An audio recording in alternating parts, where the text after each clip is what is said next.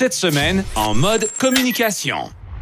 Bienvenue à cette toute nouvelle émission de Mode d'emploi dont on parlera d'un sujet qui m'interpelle énormément, soit les communications. Pour en discuter d'abord avec moi, pour mettre la table, Marcel Bérubé, président du groupe Perspective. Bonjour. Bonjour. Merci beaucoup de nous recevoir une fois de plus parce qu'à chaque semaine, on débute l'émission avec nos professionnels, nos experts du groupe Perspective. Et là, c'est un sujet, c'est sûr que je me trompe pas, qui est extrêmement large, les communications. Comment on peut résumer ce domaine-là? Ce domaine-là, c'est un domaine qui a évolué énormément. Quand on regarde les 30 dernières années, c'est un domaine où les postes de travail, que ce soit dans... Ce qui a évolué, c'est au niveau de tout ce qui est de web. Tout ce qui est web, les réseaux sociaux, ça a explosé. Quand on regarde le travail comme tel, avant, qui était vraiment axé sur les agences de publicité, sur les firmes de relations publiques. Donc, c'était eux qui avaient le monopole de tout ça dans les années 80. Et ça, c'est les gens à volume incroyable, embauchaient, mais ça a changé. L'emploi a changé. Comme des nouveaux postes, à quelque part. Depuis 10-15 ans, tout ce qui est web, ça touche les communications. Et encore plus, c'est qu'aujourd'hui, on fait de la communication aussi à l'interne dans les entreprises. Oui, on a pris conscience à l'interne. On embauche soit des spécialistes extérieurs ou à l'interne, on embauche des gens pour communiquer de l'information.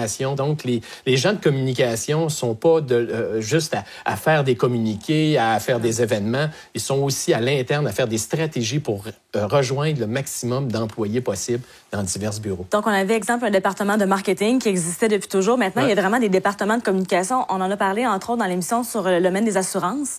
Bien, il y a un département des communications seulement pour un siège social, exemple, dans les assurances. Donc, c'est vraiment large. Oui, c'est très, très large. C'est quoi les qualités des gens en communication? Et là, faites attention, je suis en communication, alors soyez gentils. Les qualités, c'est des gens qui sont disponibles. Ça prend des gens disponibles parce que c'est souvent des activités qui sont le soir, les fins de semaine. Donc, ça prend un horaire de flexibilité énorme. Ça prend aussi un sens de communication. Aussi d'empathie, parce qu'on travaille avec énormément toutes les gens. Ça prend des gens aussi qui ont un excellent français. Parler et écrit. Parler et écrit, mais également être capable de faire de la bonne rédaction. Et ça, c'est ce qui est le plus difficile à avoir dans les firmes, dans les agences de relations publiques, dans les boîtes de communication, de publicité. C'est le plus gros problème qu'ils ont présentement, c'est d'avoir des gens avec un bon français écrit. Et même l'anglais, parce que l'anglais devient également une langue de communication externe pour les entreprises du Québec qui veulent vraiment exporter à l'étranger.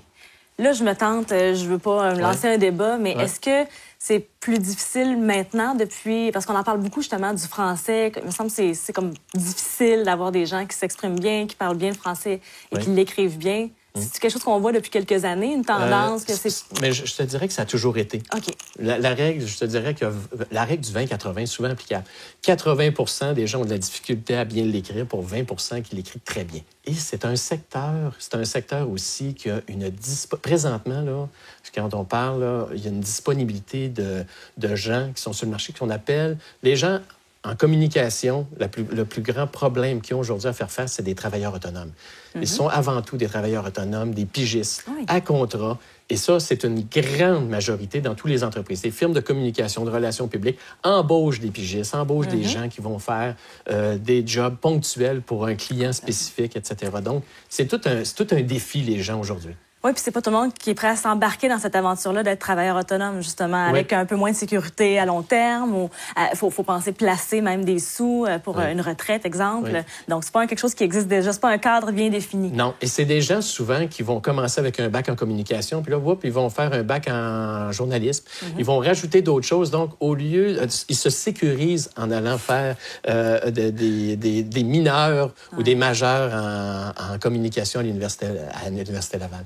Mais vraiment, la tendance, présentement, pour les gens qui veulent, plus de 70% des gens présentement entre 24 ans et 51 ans, 70% sont des dames qui sont en communication. Et la raison, c'est le succès dans la réussite du test de français.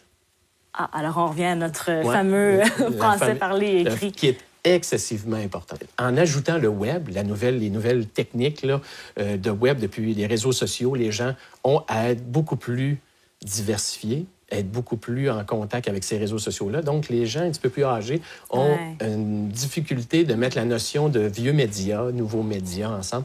Donc, il y a une place aux jeunes qui est présente, là, qui s'en vient.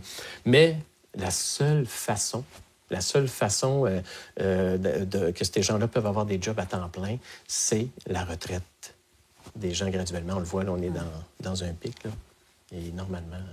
Alors, il y aura quand même de la place pour nos futurs communicateurs qui sont à l'écoute. Mais c'est quand même... Avec une petite c'est modéré. C'est modéré. Oui. Bien, merci beaucoup, M. Béré.